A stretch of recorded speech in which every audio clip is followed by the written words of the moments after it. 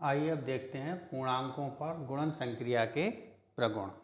ठीक है, कोई भी दो संख्याएं ले लेते हैं हम। 2 गुणा -1, तो इसका गुणनफल कितना हो जाएगा? -2। ऐसे ही अगर हम लें +3 गुणा +2, तो गुणनफल हो गया +6। यहाँ पर हम देख रहे हैं यदि दो पूर्णांक हम लेते हैं और उन दो पूर्णांकों की गुणा कराने पर हमें गुणनफल के रूप में भी एक पूर्णांक ही प्राप्त हो रहा है। यानी कि पूर्णांक की गुणा हमने पूर्णांक से कराई, चाहे वो धनात्मक हो ऋणात्मक, इससे मतलब नहीं है, और हमें रिजल्ट के रूप में ही पूर्णांक प्राप्त हो रहा है। यानी कि ये नियम क्या है? संबरक प्रगुण। हम कह सकते हैं कि पूर्णांक गुणन की संक्रिया पर संबरक प्रगुण का पालन करते हैं या संबरक नियम का पालन करते हैं।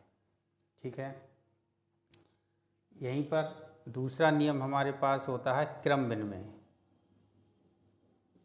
देखते हैं क्रम विनिमय नियम का ये पालन करते हैं या नहीं। क्रम विनिमय में हमें क्या है? क्रम का परिवर्तन करना होता है। यही ले लेते हैं हम 2 गुणा -1, इसका गुणनफल कितना आया? -2, और -1 गुणा 2 हम करेंगे 1 दूनी 2, और माइनस का चिन्ह प्लस माइनस माइनस, असमान चिन्हों की गुणा ऋणात्मक होती है, तो ये माइनस आ गया। अब आपने देखा गुणनफल क्या आ रहा है? समान आ रहा है। यानी कि क्रम विनिमय प्रगुण का यहाँ पर पालन हो रहा है। एक उदाहरण और देख सकते हैं आप, -3 गुणा -2, तो समान चिन्ह है, गुणनफल प्लस हो जाएगा, 3 दूनी 6। क्रम का परिवर्तन करें, यहाँ पर भी समान चिन्ह है, 2 तियाँ 6। यानी क्रम परिवर्तन करने पर भी हमारे पास उत्तर वही आता है। यानी हम कह सकते हैं पूर्णांक गुणन संक्रिया पर क्रम विनिमय प्रगुण का पालन करते हैं। तीसरा होता है हमारे पास सहचर्य नियम या सहचर्य प्रगुण। सहचर्य प्रगुण में 3 संख्याओं या 3 पूर्णांकों की गुणा देखते हैं हम। कोई 3 अंक ले लेते हैं, 3 गुणा -1 गुणा 4। ठीक, तो यदि हम पहले 2 अंकों की गुणा करें, इधर से शुरू करें, तो असमान चिन्ह है यहाँ पर 3 और -1। जब असमान चिन्ह है तो कितना आएगा? -3, फिर गुणा 4, यहाँ पर भी असमान है, 3 चौक 12, ये आया।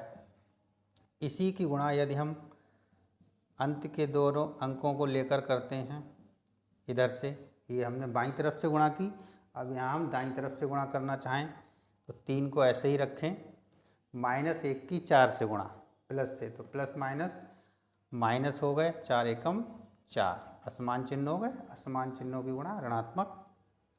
अब यहाँ पर देखिए 3 प्लस का है, ये माइनस का है, तो माइनस और प्लस असमान चिन्ह -3 चौक 12, तो यहाँ पर भी ये 12 आ गया, इधर भी आया 12, रिजल्ट बराबर आया। यानी कि यहाँ पर ये सहचर्य प्रगुण का भी पालन हो रहा है। तो हम कहेंगे पूर्णांकों पर गुणन संक्रिया में सहचर्य नियम का पालन होता है।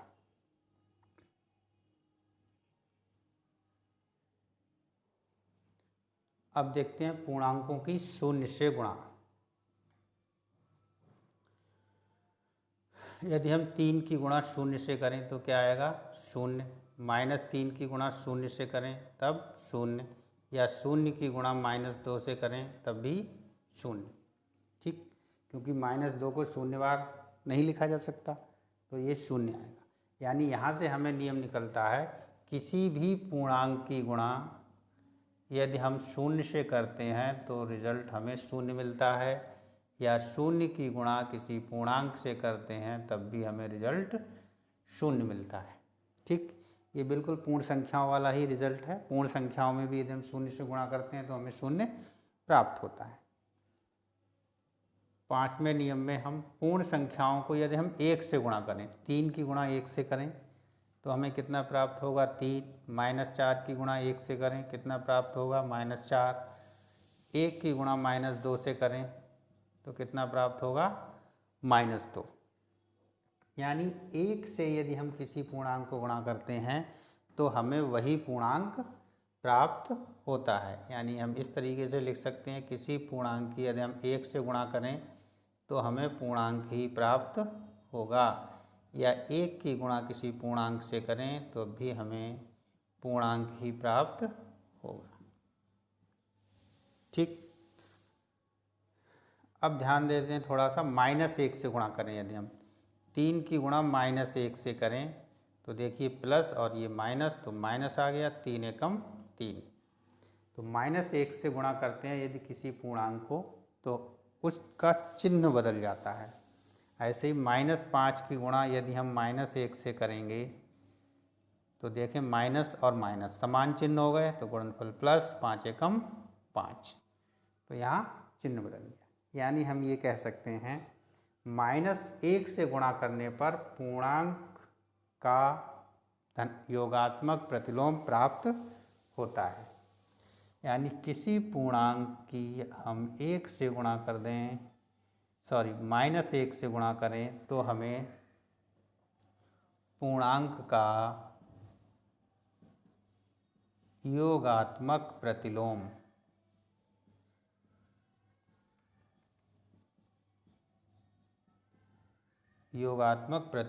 प्राप्त होता है। जैसे 3 का योगात्मक प्रतिलोम -3, -5 का योगात्मक प्रतिलोम +5।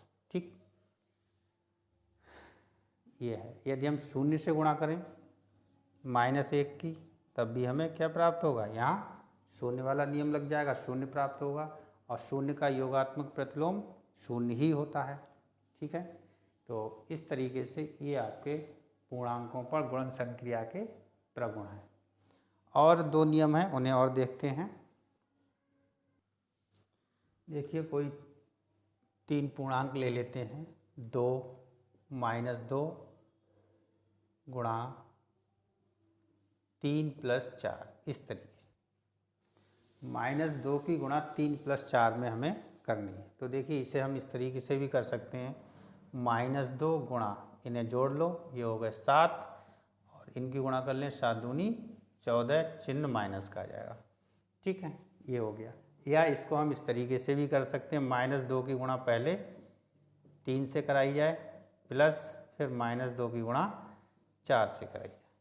ठीक है, तो -2 गुणा 3, असमान चिन्ह है तो -3 दूनी 6, यहाँ भी असमान चिन्ह है इसलिए -4 दूनी 8। अब यहाँ देखिए -6, यहाँ फिर असमान चिन्ह हो गए तो -8, 8 और 6 -14।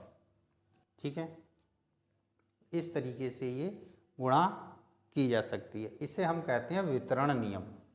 क्या कहते हैं, वितरण। गुणन का योग पर वितरण, वितरण नियम। अभी आप इतना ही समझें। इसे हम लिखना चाहें इस तरीके से लिख सकते हैं, a गुणा b + c बराबर, a की b से गुणा कराएंगे पहले, प्लस का चिन्ह, फिर a की c से गुणा कराएंगे। ठीक, इसी तरीके से अगर यहाँ माइनस है, a गुणा b - c, तो ये हो जाएगा a गुणा b माइनस a गुणा c। ठीक है, ये वितरण नियम कहलाते हैं, और पूर्णांक इन नियमों का पालन करते हैं। जैसे कि आपने यहाँ देखा, सीधे सीधे हल किया -14, वितरण नियम का प्रयोग किया तो -14, बराबर आंसर आ रहा है। तो ये आपके वितरण नियम है, ये थोड़ा ध्यान रखना है। अगली कक्षाओं में इन्हें और अच्छे से हम पढ़ें। ठीक है, तो यही आपके पूर्णांकों पर गुणन संक्रिया के प्रगुण थे। इसे आप 8वां नंबर कह सकते हैं। कुल 8 प्रगुण हैं यहाँ पर, इन्हें आप अच्छे से समझ लें, बार बार देखें, समझें। ठीक, धन्यवाद।